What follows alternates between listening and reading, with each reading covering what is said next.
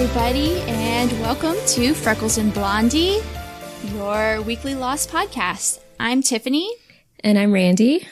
Today we're here to talk about episode 5 of Lost, White Rabbit. It originally aired on October 20th, 2004. It was directed by Kevin Hooks. This is his first of 2 episodes for Lost. And it was written by Christian Taylor. This was the only episode that he wrote. Oh, really? Yeah. This is like the first episode of the whole show that's not written by like a heavy hitter, you know? Yeah, definitely. Like this is just like a one-shot guy. Right. Came in, did his job, and left. Right, exactly. Like we had the pilot, which was J.J. Abrams and Damon Lindelof, who are like the creators. Damon Lindelof wrote Tabula Rasa, and Walkabout was David Fury. So it was just all big name writers up till this episode, and you might guess why I am mentioning that. Okay. Tiffany, it's not bad. Like, I don't understand your version to it. You're right. It's not bad. It's Lost, so it's not bad. It's just, the bar is really, really high right now. I would say it's pretty good. It meets that bar for me. Okay, it does not meet the bar for me. Okay. Really, I don't feel like it's bad. I don't like really dislike it. It's so lukewarm compared to everything we've had so far that I was so jazzed about. I'm just like, oh, okay. Yeah, I mean, it is hard to follow up Walkabout. That episode is pretty much perfect. So True. I'll give you that, but... Well, and it's not just Walkabout. It's Walkabout and Tabula Rasa and the pilot. Big episodes. Like all of them. And I don't know. This just feels like a half step down to me. I know it doesn't to you. No, it doesn't. So I was going to ask you your overall impression, but I feel like we have it. Yeah, I mean... Pretty good? Yeah, I didn't remember a lot of the details of this episode, especially the stuff that was happening on the island. I kind of remember Jack's backstory, but yeah, it's a good episode. I was entertained. Well, good. I'm glad that you were entertained, Randi. And it sounds like I'm really hating on this writer, and I don't mean to be like super negative. Because, you know, it's fine. It's totally fine. I just expect so much from this show. It's just because you don't like Jack. That's the reason. Just say it. Just admit it. Well, okay, that's definitely part of it. But that's not all that it is. It's Jack's story and also Jack's performance and just combining those.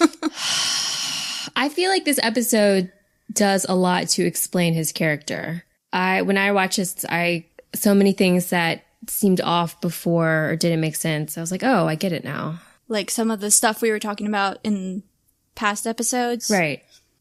I agree. Okay.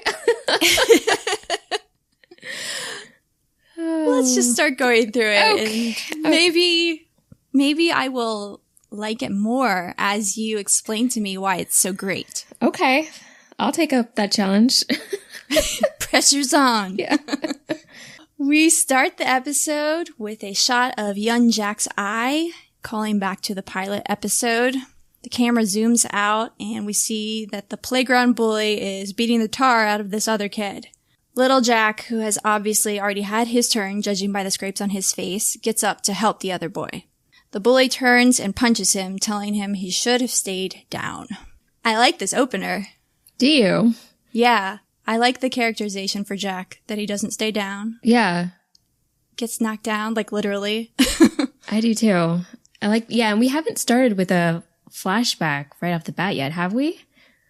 I don't think so. Yeah, I think this is a first. I really liked that change. And I like the mirror with the eye. Yeah. That's good direction. Mm-hmm. On the island, Charlie is screaming Jack's name and pointing to someone far from the shore who appears to be drowning. Charlie says he doesn't swim, so Jack runs to go save him.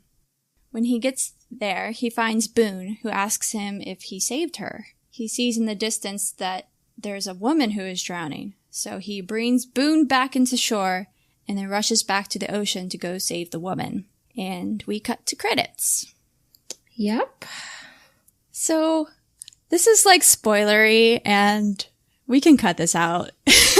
Okay. But how dare Charlie say he doesn't swim when he is like the best swimmer later on? Oh, that's so true. I didn't even think about that. That really makes me angry. And oh, I didn't even think about that. You know, maybe he learns to swim. Maybe like Hurley gave him swimming lessons or something before that episode. That's my personal headcanon for that. I like that. I like your theory. Because, like, he's the only character I can think of who it becomes plot relevant that he swims. No, that is really hilarious that I did not even think about that at all. I was just like, oh yeah, Charlie doesn't swim. Of all the people they had saying that, they could have chosen anyone. Yeah. True. Anywho. I feel like Boone is just, he does not come out well in this episode. Not at all. Ugh. He just seems like a spoiled child. Right. He's so immature, and his motivations are sketchy at best. Wasn't he a lifeguard? Right. He was a lifeguard. Why is he drowning? Right. That's a great question. I mean, I get that riptides are intense, but Jack is having no problem, and he's not a lifeguard. Yeah. He is not trained for this. Yeah, and it seems like Boone was out for, like, he was near death, it seemed like, when Jack kind of scooped him up. So, ugh. It was crazy. Anyway, after the credits, Jack is now dry, clothed, and walking along the beach with Kate. He clearly didn't make it to the woman in time because he asked Kate who she was. Her name was Joanna. She was a scuba diver, and the riptide took her out too far. Jack is very distressed that after being on the island with only 47 people for 6 days, he'd never said a word to this woman before, and now she's dead. Kate doesn't want him to be so hard on himself, and she tells him that he tried. But Jack says no, he didn't. He decided not to go after her because he thought he could bring Boone back to shore and get back to her in time. But he couldn't. How do you feel about this scene? I feel bad for Jack. Like, he's so hard on himself. Yeah. He's so, I mean, I know I've said this before, but he's such an unselfish person, I feel like. Yeah. I commiserate, too. Like, I'm sympathetic towards him right now, because he seems like... Okay.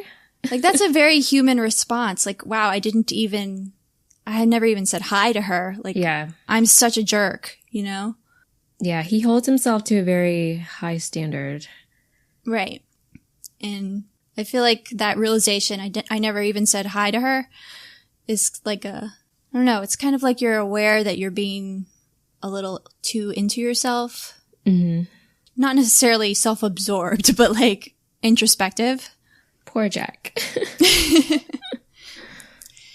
This is when the man in the suit appears again, standing in the ocean.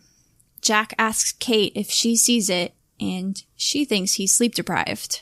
Here he is again. Who, the man? Yeah, the man in the suit. Yep, the creepy guy. Yep. And Jack is talking about someone dead again. Wait, what? What are you talking about? Well, he's telling Kate they're talking about Joanna, who just died. Oh, that's right. I have this, like, running theory that the man in the suit appears every time Jack is talking about dead people. Oh, I forgot all about that. Gosh, Randy, listen to the podcast. I know, I'm the worst. No, that's a good theory. That's good. That's very true. So much for the theory, really, though. This is kind of the end of the man in the suit stuff, right? Yeah, I think so. Well, never mind. Okay, yeah, let's not go there. We shouldn't be talking about this. We shouldn't. It's become clear that the group is running low on water. Michael and Walt brush their teeth with ocean water, and Jen is commenting on how dry Sun's lips are.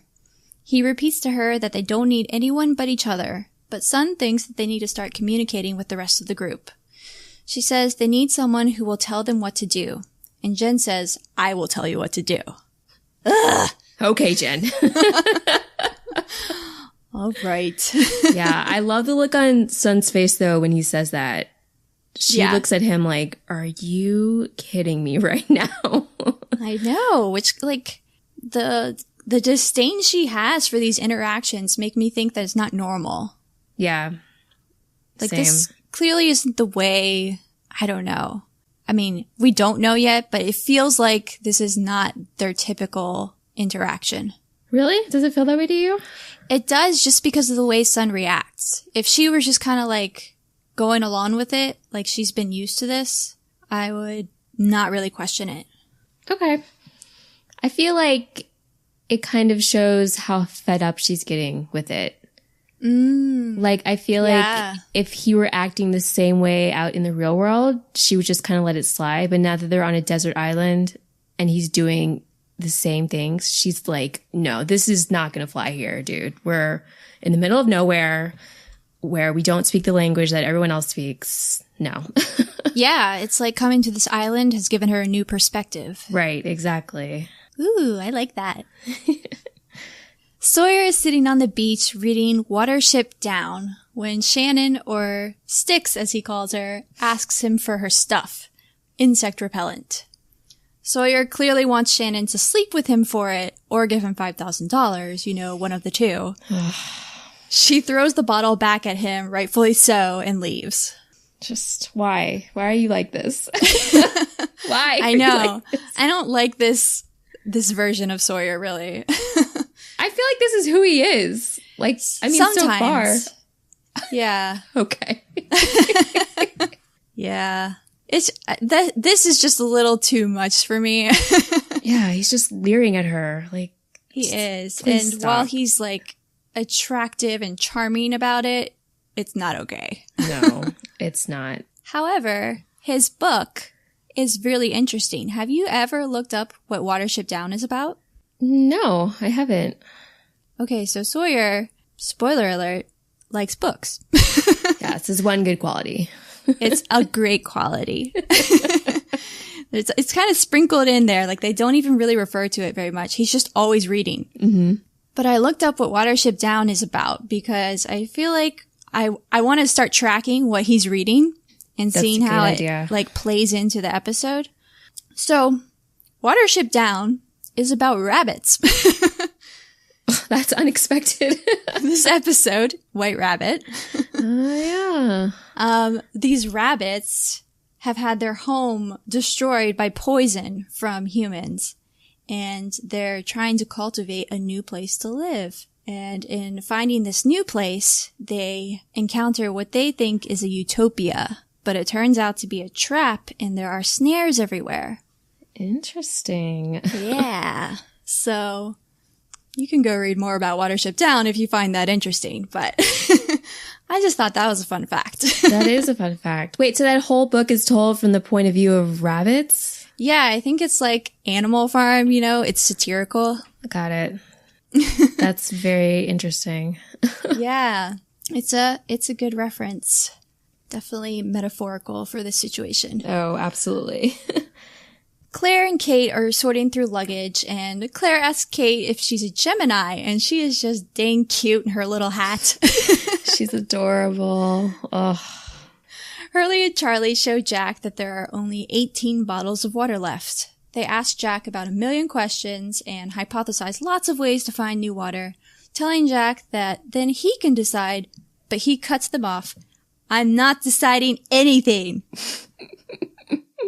Calm down, Jack. Jesus. No. Like, get off of his back. This decisions about water have nothing to do with medicine. Like, once again, try making some decisions for yourself. Like, they're like 5-year-olds. Like, what do we do? What do we do? Should we do this? He's like, dudes, I'm stressed out. Like, leave me alone for 5 minutes. Why is he so stressed out, though?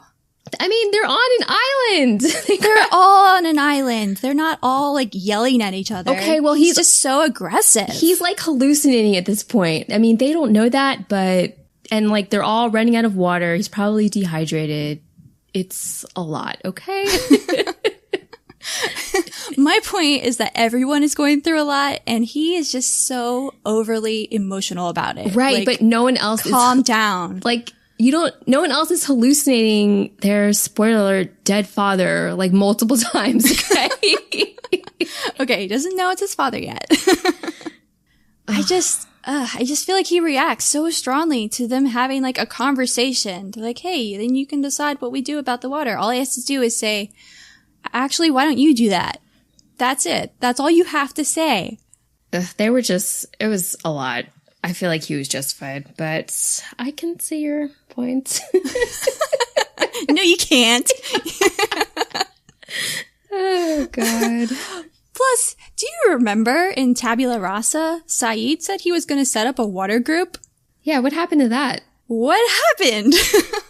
I feel like Saeed should be in charge of this, and what happened to finding some fresh water? Right. Jack was probably hoping Saeed would take care of this, and then he didn't, and not cool. I don't understand why we have completely dropped that. This is kind of like, I feel like a writing problem. It's just not consistent with the story we've gotten so far. Mm-hmm. The Saeed's water group thing was not like a big storyline, but you know, this whole episode is focused on the problem of we have no water, and they said 2 episodes ago that they were taking care of that. So that's true, actually. And he made like he was like making a big speech about it. So right, and dividing people into groups, like little task forces. Yeah, I guess this writer's new, and he just didn't remember that detail of that episode when he came in and wrote this one. Maybe. Yeah, I don't know. Either that or he chose to ignore it. Yeah, maybe. We flash back to Jack in his father's office, where we meet Christian Shepherd officially for the first time, though the camera focuses on his drink first. Jack is explaining the fight. He says that the bully jumped the other boy and that he had to help. His father pours another drink and tells Jack about a young boy in surgery who died the other day, and how he came home, ate dinner, and laughed at the Carol Burnett show because he has what it takes. Ugh. He tells Jack that he cannot choose or decide. He can't be the hero because when he fails, he just doesn't have what it takes. Ouch. I mean, worst dad ever? Let's go ahead and... Maybe not the worst dad ever. Yeah, I think it could be worse. Yeah, but pretty up there. I feel like his dad is trying to be like tough love, you know? This just isn't who you are. Yeah, but I mean, I'm not a parent, but this just seems like terrible parenting. Yeah, I don't condone this tough love. I just feel like from his perspective, that is what he's doing. He's just being a jerk. Like, your job as a parent is to encourage your children to do whatever they want to do, no matter if they have those abilities or not. You're supposed to make them believe they can do anything. And he's just sitting here telling him, he's making him feel so small. I feel like it's awful. Yeah. Ugh. Yeah. Tell him what to do when he fails, not just tell him you don't have what it takes. Right. But it's like, you can kind of see in this scene why Jack has this thing he always has to do, like saving people, always having to be a hero, because his dad literally tells him he can't do that. I feel like it kind of echoes what Locke was saying last week, like, don't tell me what I can't do. Like, if Jack's dad has been telling him he can't be a hero, he doesn't have what it takes since he was, 12 years old? Mm-hmm. Like, that really has to mess with you emotionally. Yeah. So. And it's interesting that he's not saying that he can't, do the heroic thing. It's just that he can't handle it if he fails. Right. Like, he doesn't have the emotional strength to bear that failure. Right. Like, he's like 12. Like, what are you doing? Oh, just this whole scene where he's like got the alcohol in the glass and he's telling Jack about how a boy his age literally died in front of him hours ago. Like, what? He's talking to him like he's a fellow adult. Do you know what I mean? Yeah. It's bizarre and not okay. Yeah, he comes off very slimy. Yeah. Ugh. Boone asks Jack why he didn't leave him and go save the woman instead. Boone says that he should have saved her. Jack informs him that he was drowning, so he freaking saved him.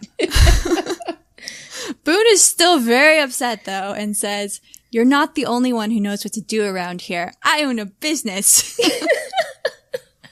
"Who appointed you our savior? What gives you the right?" This is when Jack sees the man in the suit again, and he runs toward him, leaving an angry Boone in his wake. In the jungle, Jack approaches the man, who turns around and reveals himself to be Jack's father. Jack falls to the ground in shock. So, Boone's acting like a petulant child. Yep. And a really ungrateful one. Right. Jack did, like you just said, save his life. So, yeah. I mean, I get what he's saying. You should have saved her, not me. Like, that's, I think at the essence of that, it's an unselfish thing to want him to have done that. But again, like, stop yelling at people. Right. He tried to help you. Yeah, just shut up and go do something useful. Ugh, I really don't like him in this episode. No. He does, I mean, I do have the thought that he says, when he says, "Who appointed you our savior? What gives you the right?" I do have that thought a lot. What, toward Jack? Towards Jack, yes. But I think watching these last few episodes, it seems pretty clear that he didn't really ask to be put in this position. People have forced him into it. Exactly. So, it's one of those things where it's like you could just never please everyone. Everyone's shoving you into making the decision, and then they're mad when you do. Right. Which is just obnoxious. Yeah, if he had come in the first episode and just been like, "Hey, I'm leading this group now. Here's what we're going to do every day," that would have been different. But, I mean, right. He never wanted any of this. Yep. Do you remember how you felt when you first realized that it was Jack's father? I was trying to think about that when I was watching this episode last night, and I couldn't even tell you. I mean, it's just it makes no sense. So I don't know what I thought. I think that the impact of that would have been a lot stronger if we had known that he had died. Yeah, I agree. I feel like the reveal on that is backwards. Yeah, it makes a big difference when you get to the end of the episode and you learn he's died. So, yeah. Yeah, it's like last week when we find out that Locke could walk. Like, the order of the reveal was so important because we find out after we see his life off of the island. Right. And it hits you like a truck when you figure it out. And I feel like this could have been more like that if it was just given the right weight. Yeah, they could have reconfigured that. Definitely. Because here, I mean, you're kind of like, oh, that's his dad. Whoa. But it doesn't have that same punch. No, because I feel like at this point, I mean, I was probably thinking Jack's probably just dehydrated and he's seeing things like... Yeah, exactly. You know? We flash back to Jack having a conversation with his mother while a thunderstorm brews outside. Jack's mother tells him that his father's gone. Apparently, he and Christian haven't spoken in 2 months. His mother says that he doesn't understand the pressure his father is under. Jack says he understands pressure and that he won't go after his father. He can't.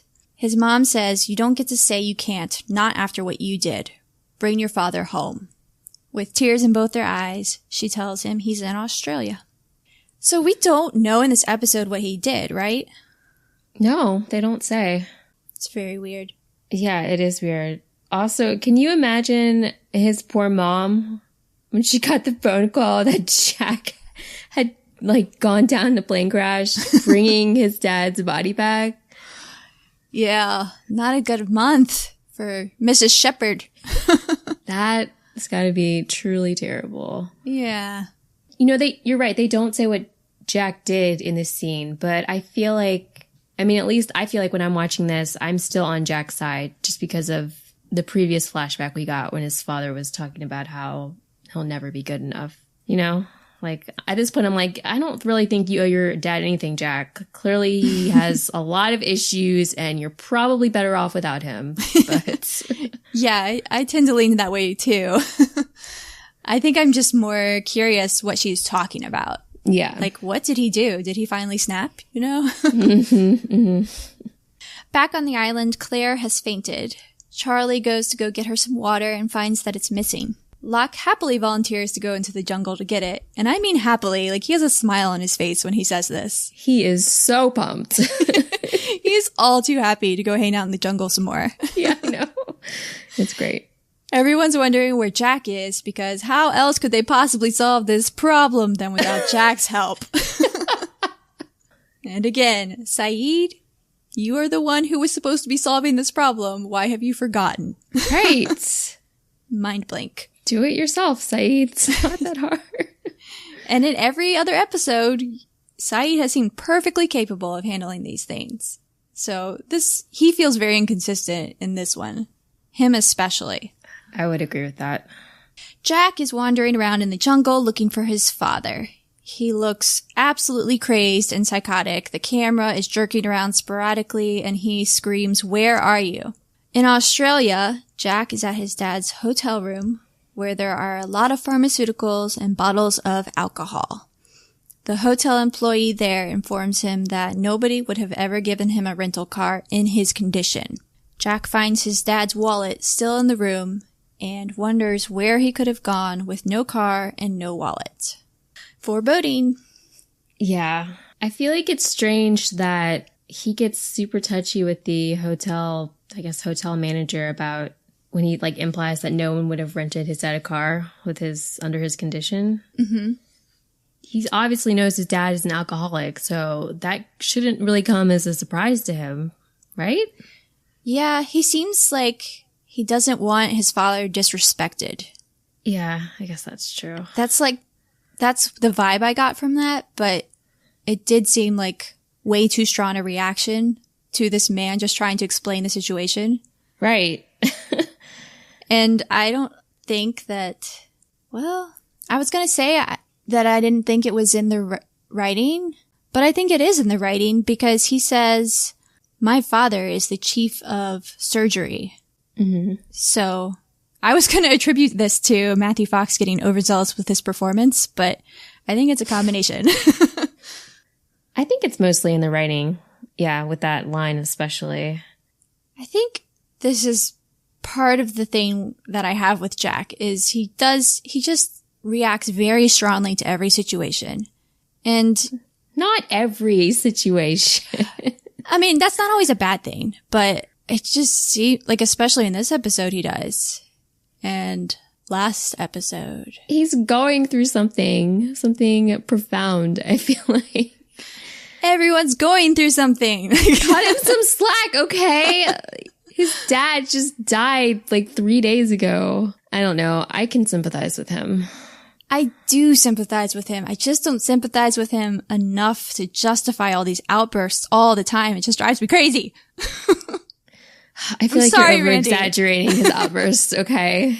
It's just a very stressful situation. And on top of his dad dying and he's seeing him walking around now, everyone is always asking him what to do, which again, he did not ask for. He does not want anything to do with this, so. No, he did it. It's totally true. But here in this hotel room, this man has been nothing but nice to him. No, I agree with that. It's weird. Jack is still running through the jungle. Eventually, he trips and falls down a ravine. He just barely grabs hold of the edge and saves himself from falling to his death. When dun-da-da-dun, Locke is here! Locke saves him and asks if he is okay, to which Jack laughs hysterically because dude is most certainly not okay.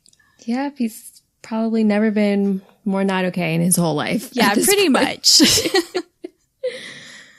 Back on the beach, Charlie breeds Claire what little water the camp still has. Claire asks for Jack, and the two make some humorous comments about how much more terrifying Locke is than whatever else is in the jungle. Claire thanks Charlie for looking her in the eye and not treating her like a time bomb of responsibility waiting to go off. Charlie smiles and tells her that she doesn't scare him. Freaking doll. They're so cute. Ugh. They're adorable. You know, I think that they are the first couple on this show who I see and want them to really be together. Oh, really? Okay. I know that's not true for you. Yeah. But they're the first two who I'm like, oh, you guys are made for each other. Yeah. I know. I like how they've built it up, like, up until this point. Because, I mean, it's kind of strange that you wouldn't think, I mean, she's 8 months pregnant and Charlie is a drug addict. You wouldn't, like, on paper, that doesn't make any sense. No. But they're so cute. They're so cute. They are. They're very genuine with each other. And I think that's what I respond to. Yeah, I agree. Like, Charlie clearly just wants to help her and make her feel better. And she's just thankful for someone who is direct with her, not avoiding her. Right, which I respect, because if I was on that island, I would be avoiding Claire too, because that whole situation is terrifying to me, let alone going through that on an island. I would be the one not looking her in the eye and be like, oh my God, you're stressing me out. Oh, poor Claire. I know. I'd be your friend, Claire. Yeah. You can read my horoscope. Okay. I mean, I wouldn't not be her friend, but I look at her and get stressed out for her. But Charlie doesn't, and it's really cute. Yeah. Saeed finds Sun with a water bottle and asks her where she got it. Jin intervenes and points to Sawyer. Kate charges toward him, but Saeed stops her, saying the water isn't visible and she should wait because a rat will always lead you to its hole. Sure enough, Sawyer has a stash buried in the jungle. Kate tackles him to the ground as soon as she sees it. They roll around and exchange lots of banter and sexual tension before Saeed cannot take this nonsense anymore and pulls Sawyer off of Kate, demanding their share of the water. Saeed tells him they know he gave the water to Jin and Sun. Sawyer clarifies that he does not give anyone anything. He traded his water for some fish because water has no value. It will rain eventually. Sawyer looks annoyed and tosses Kate the marshal's badge, seeing as she is the new sheriff in town. Kate looks hurt and like she maybe regrets charging in before the scene ends. Surprise, surprise. Sawyer actually didn't have the water. I didn't remember that when I was watching, and I was like, oh, he's definitely hiding the water. You were like, that jerk. Yep. Always ruining everything. Yeah. I like that. I like the twist of it not actually being Sawyer being the jerk. Yeah, but I mean, he's still hiding like so much stuff from everyone else. Ugh. He is, but it seems like everyone kind of has their own things that they're holding on to. Yeah, everyone probably has their own luggage and suitcases. He purposely went and rifled through the fuselage and got what he thought he could trade everyone for, used it to hold over people and hid it in the bushes, clearly not out in the open. Like, yep. His mindset is just, it's so frustrating. It's just, I get it. Okay. I do. I get it. I also get why someone would do that. I'm sure. Do you? Yeah, because I am sure he's not the only one hoarding something, Would you do that? I would never do that. Not something important like medicine or anything. I don't know. What has he got? What did he say he had? Magazines and cigarettes or something?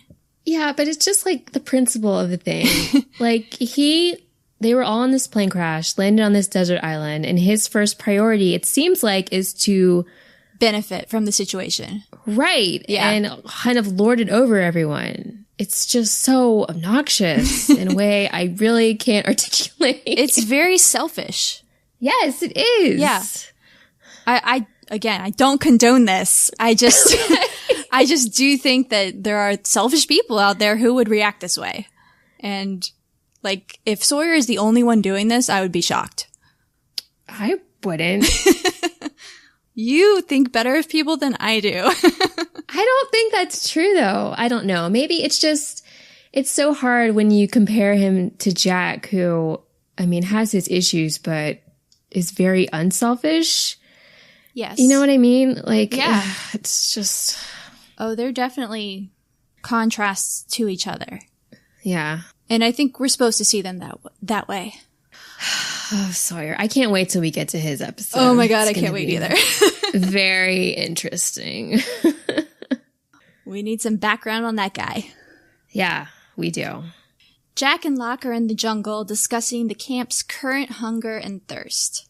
Locke tells Jack that they're waiting for rescue and waiting for someone to tell them what to do. Jack says he can't. He's not a leader. Locke says, and yet they all treat you like one.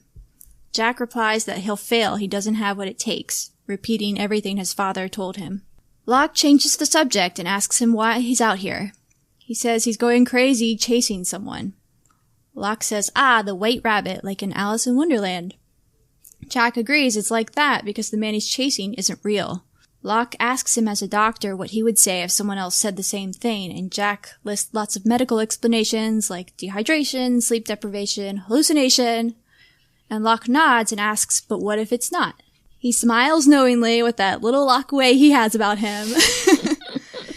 And says he lives in the real world. He's not a big believer in magic, but tells him that this place is different. It's special. The others are too scared to talk about it, but everyone knows it. What if everything that happened here happened for a reason? What if this person you're chasing really is here? Even if it's impossible, let's just say it's not. Then he says, I've looked into the eye of this island and what I saw was beautiful. He smiles, and Jack stares at him, completely baffled, not understanding a freaking word this guy is saying. Locke gets up to go find some water. Jack tries to follow him, but Locke refuses, saying he needs to finish what he was doing because a leader can't lead until he knows where he's going. And this is the best scene in the episode, by far, right? Yeah, it's interesting, for sure. I feel like Locke just comes out as this spiritual leader for Jack, and he's like, gotta go, figure out your journey. It's so random in a lot of ways. Let me drop some wisdom on you, and then I gotta go. Yeah, I've got some boar to kill, but I'm gonna check in with you later and make sure this is all okay. It's very crazy. It is, but I feel like he says a lot of very meaningful things to Jack. Things that change the course of what Jack is going to do from here on out. Yeah, that's true. What do you make of this scene? What do you take away from this? I think that this is Jack's turning point where he realizes that it doesn't matter if he doesn't think of himself as a leader, everyone else does. So he needs to step up. That's true.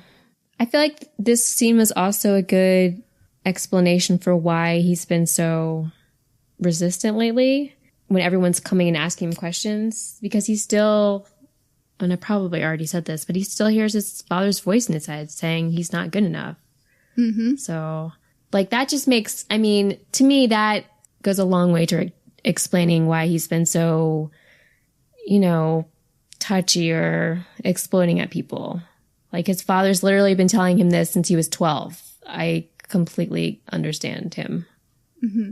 So Locke is telling him the magic of the island and everything, and Jack doesn't really comment on all of that, but the whole conversation seems to affect him, so I'm wondering if he believes Locke or not. Yeah, that's an interesting question. I feel like on any other day, he would have looked at him and said, you're crazy. But now that he's seeing his father walking around, he's like, maybe something different and weird is happening. Yeah. Jack flashes back to the morgue where he learned about his father's heart attack and identifies his body. Back on the island by a fire, Jack is crying when he hears a noise behind him and follows it. He's led to a waterfall.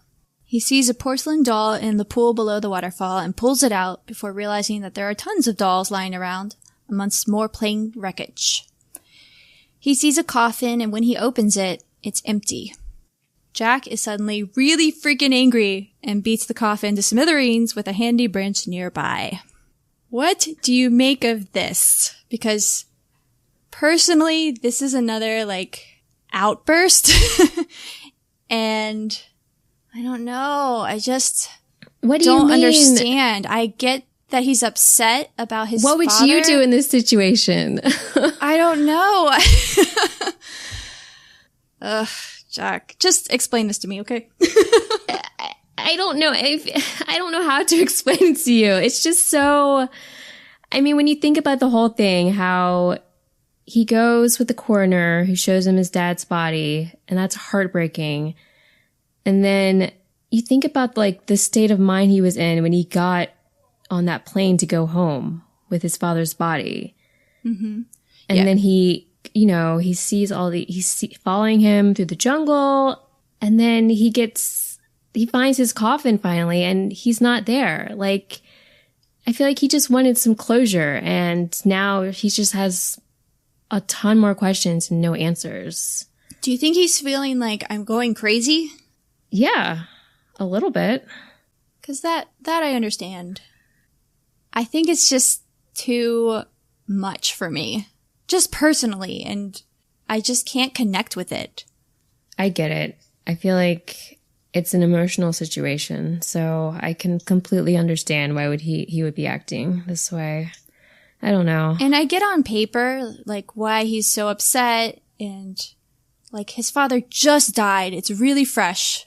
He was trying to bring his father home on this flight. Like, that was his whole reason for being in this whole situation in the first place. I don't know.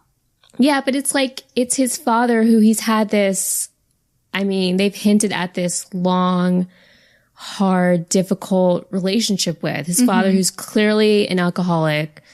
Like, did you also hear, like, at one point when his dad was walking behind him, you could hear, like, glass clinking in the background when he was walking behind him in the jungle?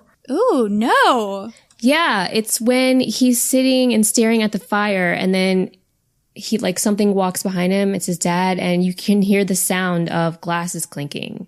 It's really creepy. That is so cool. How did I not notice that? Yeah. In both of my watchings of this episode. I know. It's so crazy. I was too busy writing. Yeah. But it's like, yeah, it's not just the fact that his dad died. It's like, clearly they've had a long, hard, difficult, tumultuous relationship, and he's gone now. And Jack just wants, I feel like he just wants some kind of closure so he can close that mostly terrible chapter of his life and move on. Yeah. That's all he wants at this moment. And then so unexpectedly, the coffin is empty. Yeah. That is just beyond frustrating for so many reasons. Yeah, that makes sense. You know? You're changing my mind, Randy. Ooh, yeah. About this scene. Okay. No, but that does make a lot of sense. I mean, when someone that you have like a really hard, complicated relationship with dies, like, that's a complicated thing to deal with. Right. And they hadn't spoken in months. Yeah. And like you said, like, if they had a normal, nice relationship, then his reaction would have been a little bit much, but they didn't. No, that makes a lot of sense. Plus the whole I'm going crazy here thing. Right. And I also just had a conversation about the magical island with Locke a few hours ago. Right. He's in a weird headspace right now. Jack does not want to be in Wonderland. Yeah, he's not a fan. He really resists the idea of being here. Back at camp, we learn that Boone is the one who stole the water. He said somebody had to take responsibility. Ugh. Everyone is angry and yelling when Jack shouts to leave him alone. Cue motivational speech. He tells everyone that they have to stop waiting for rescue and start trying to figure things out. He says every man for himself is not going to work. It's time to start organizing and figuring out how we're going to survive here. He asks everyone to find a way to contribute. Everyone is hanging on his every word. He says, if we can't learn to live together, we're going to die alone. I love this. I knew you would. It's great. He's coming back and he's finally being the leader that everyone is kind of forcing him to be. Mm-hmm. It kind of reminds me of Lion King when Simba comes home and he like climbs up the rock and all the animals are like, yay. Oh my God. That's so random. Wow. That's hilarious. Yeah. You could make that comparison. Sure. That's what's happening. But yeah, I mean, he does a good job. He calms everyone down. He tells them to find something to do. It's like he's being realistic, but also not completely unhopeful, you know? Yes. Okay. How do you feel about this, Tiffany? I think it's exactly what everyone needs. Like, this is what everyone's been asking for from him, basically, you know? Right, right. They wanted a leader, and he's finally like, all right, here's my leader hat. This is how we do it. I don't know. I don't have I'm not like strongly opposed to it or anything. This is not what I come to Lost for. That's what this is. This is not the deep philosophical, ethical dilemma kind of thing. But this is him growing as a character. Yeah, it is. And I like that. I like the evolution of Jack becoming the leader. I think it's just not weighty enough for me. I want it to apply to something bigger than Jack, and I just don't feel like it does. What about the whole live together, die alone? I've always loved that line. I don't know why. But I feel like that applies to the group. Yeah. Oh, Tiffany. I'm sorry. Don't hate me. I don't. But I feel like I like his character arc in this episode. I do too. It fits him. It's what he needed to do. It's what everyone needed him to be. Mm-hmm. Remember how we were saying, I don't like the White Knight characters? Right. I think that's all this is. It's so like goody good that I'm just like, okay, get me to something else, you know? That makes complete sense because I love those characters unconditionally. So, and like live together, die alone. That's really nice and true. And it's just such a lovely concept, but I don't know how it's just not your thing. Okay. It's not my thing. It's just a little too good and clear and black and white. And I like gray. Okay. I don't know if I would call it black and white, but I can see what you're saying about it just being good. I've always liked those characters more. Like in Star Wars, I was always so obsessed with Luke Skywalker. Han Solo, forget it. I didn't care about him because he was the bad boy. Like I was like, no. So yeah, that's just what I go for in fiction, I think. That's just what is appealing. And like, I have no doubt that this is a lot of people's like favorite scene. Is this your favorite scene in the episode? Oh, absolutely. This scene is iconic. Live together, die alone. Oh, I feel like they repeat that so much throughout the rest of the show. So yeah, I always get chills when I watch this scene. It's so good. I don't know, Tiffany. I'm such a cynic. Yeah, I guess. Oh, I wouldn't necessarily call myself an optimist, but I don't know. It just resonates with me. It seems to resonate with all the people on the island. Like, everyone's listening.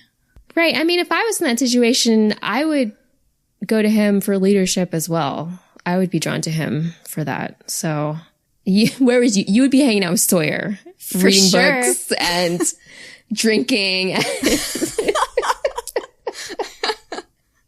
Everyone who knows me right now is like, no. Oh, gosh. No, I think realistically I'd be hanging out with Saeed. Okay. We'd be getting something done. And just like that, everyone seems pacified. Everyone enjoys some tasty, refreshing water. It's a cheery night on Lost Island. Except for when Sawyer tells Boone that he is now at the top of everyone's most hated list. I mean, it's true. Yeah, I would say that's true. Stealing everyone's water is going to make people really angry. Yeah. His logic behind that, I know. He said he had to take responsibility for it. It's like, no. What? But no. you know, that is what everyone keeps asking Jack to do. And Boone was like, fine, I'll do it since, you know, Jack's not here. So in a way, I kind of understand it. But it's like, he's the wrong person to be the leader. And he's trying to like fill shoes he can't wear. Yeah, I mean, it was just such, like, it was so stupid. Like, I guess I can see where he was coming from, but I mean, in one part of his brain, did he see that suitcase full of water and think, I'm just going to steal this and hide it from everyone while I decide what to do? I'm sure that'll go down really well. Yeah, it doesn't logically make any sense. It really doesn't. I wish that he'd been given a better motivation to do that. Because I no longer have any value on Boone's opinion. Yeah, I mean, I feel like he hasn't really done much at this point to make me think he wouldn't act in this way. No, not really. And I think the only reason he's come off not horrible is because he's always with Shannon, who is stealing the scene. Yeah, right. She's coming off extremely awful. Mm-hmm. So Boone seems like okay in contrast. That's true. But yeah, not anymore. Nope. Kate sits down with Jack, and Jack refuses to tell her what he was doing today. But he does tell her about his father dying in Australia. She says she's sorry, and he says he's sorry too. And that is the end of the episode. Oh, it's so cute. They're so cute. I can't take it. This scene gets you going, doesn't it, Randy? I mean, yes. I won't talk about it too much, but their connection is just growing so much. I feel like he wouldn't have told that to anyone. No. You know? Just telling her that his father died, like it was such a big deal. Mm-hmm. Oh, I love them so much.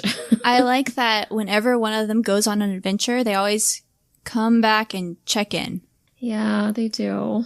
But you know, as a final scene for this episode, I don't like it. I like this scene fine, but I wish they'd ended on the live together, die alone. Okay. I don't know. It's just I can the see last that, lines I of the guess. episode are like, oh, I'm sorry. Yeah, I'm sorry too. Dun dun dun. It's just not the typical Lost ending. Yeah, I feel like half the time they either go with the dramatic live together or die alone moment, or it's a happy kind of sentimental closure moment. Or like a plot twist. Like Right. something surprising. And this is kind of none of that. It's just like a mournful moment, I guess. Yeah, I mean, it's just a nice, quiet moment they have together. Yeah, I like the moment. I really do. It's a weird moment to end on, I think. Mm-hmm. I might agree with that a little bit. So, did you find anything that thematically jumped out at you from this episode? Any, like, big overarching question? I struggled. Like, I texted you the other night and told you about this. Yes, you 'Cause did. I'm always very determined to figure out what question are the writers asking in this episode. And with this one, I really struggled compared to the other ones where it came so easily. Mm-hmm. I was like, what? I know this is about Jack. I know we're learning about Jack. But what is the big question that applies to everything? I'll be honest, I always struggle with this each week because I don't really go to Lost for the philosophical questions as much as you do. That is the whole crux of why you enjoy this episode and I don't. I think that's all it is. Like, oh, yeah, that's 100% true. we always thought it was just a Jack thing, but I think it's more than that. Yeah. I was just thinking about the line of the live together, die alone.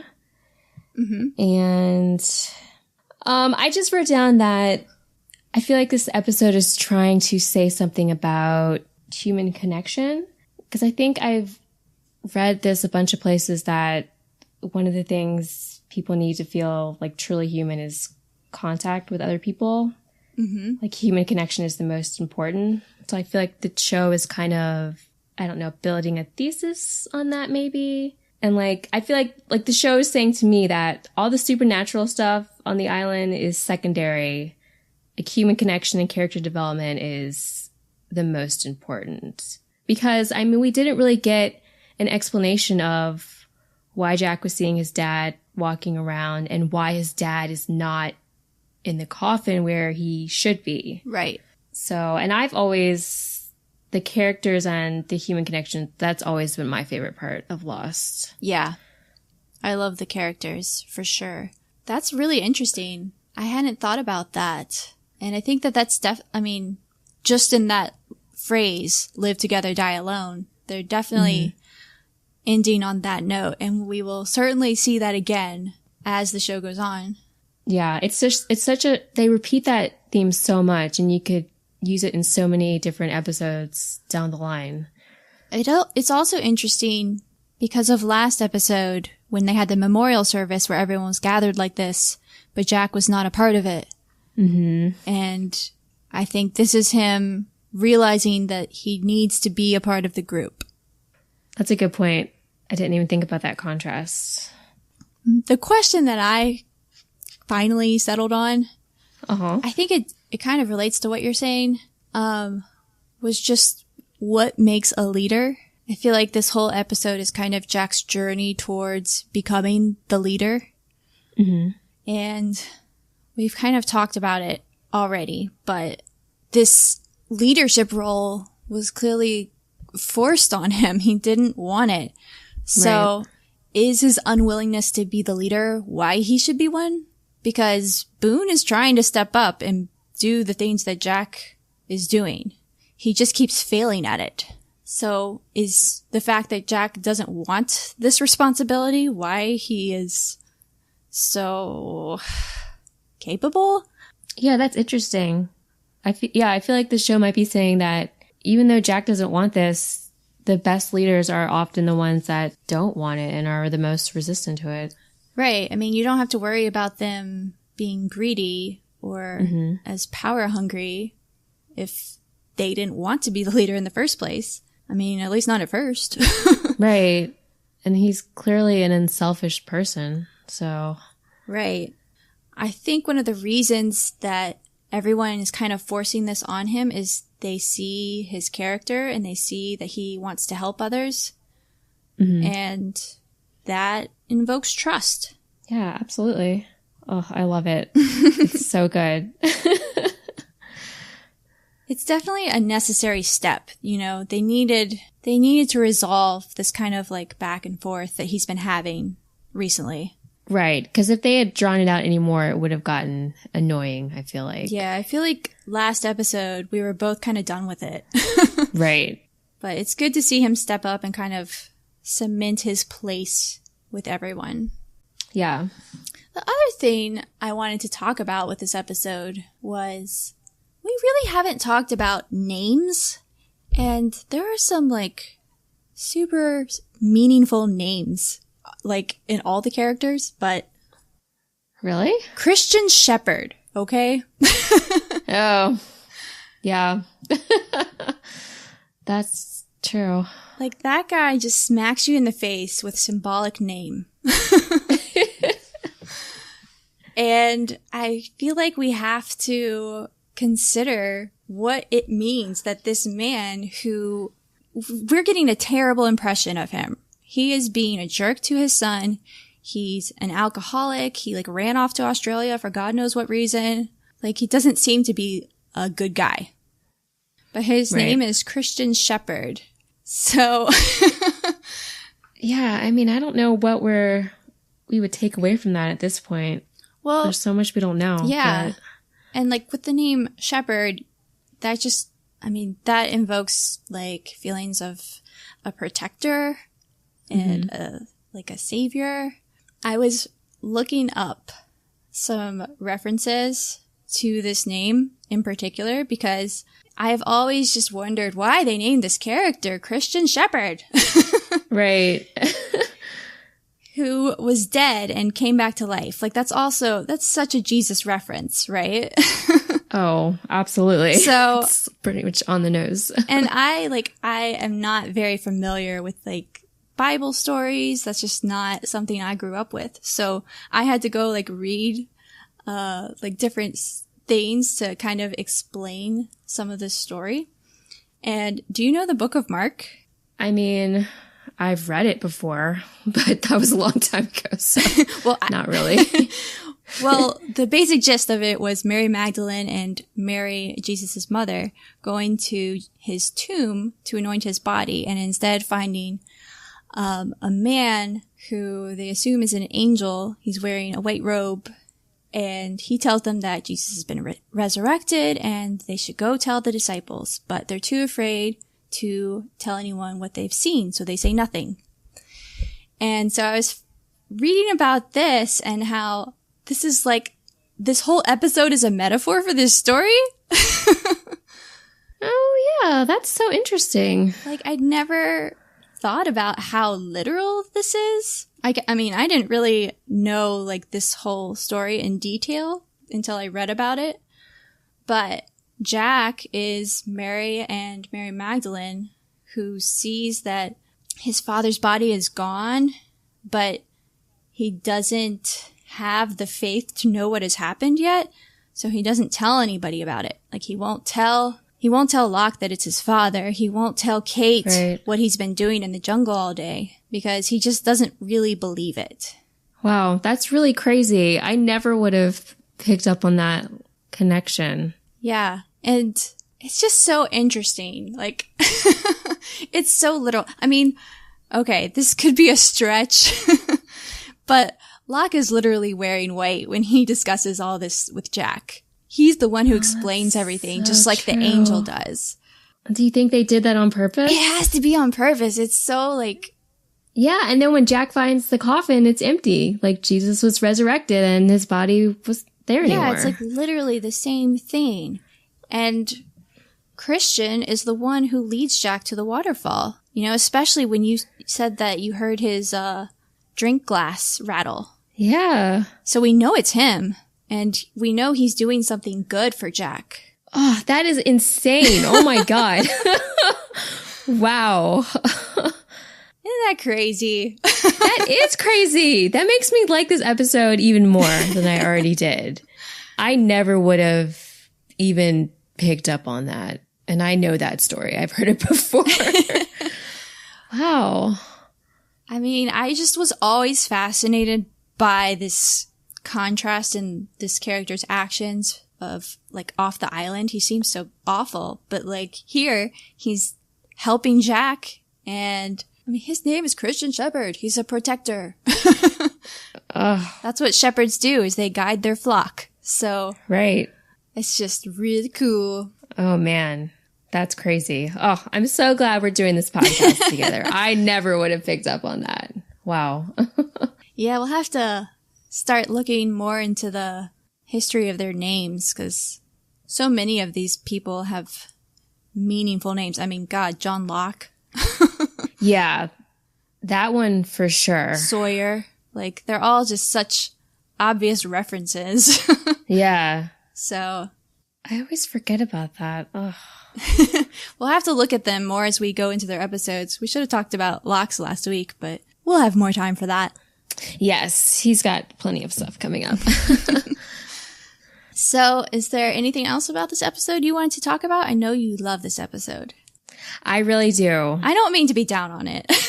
No, I mean, how are you feeling now that we finished our discussion? Are you feeling better about it, or still kind of... I really do feel better about it. Okay. I still don't connect to it. I don't think I ever will. I think it's just the raw goodness of Jack. It's just boring to me in contrast to all these other characters who have a lot of complication to them. Mm-hmm. And his story is sympathetic, but it's not extraordinary. I feel like, you know, I could easily meet a Jack tomorrow and he will have gone through the same things. Yeah, okay. This isn't like necessarily a bad thing. It's just not something I connect to.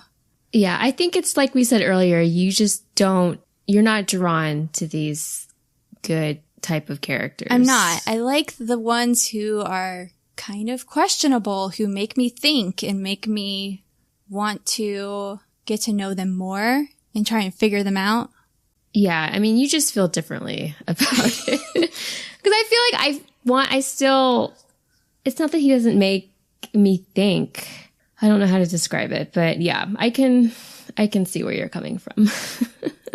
I'm also glad to like go through it with you and like kind of get your perspective on like what makes him so likable, because it's really honestly been a mystery to me.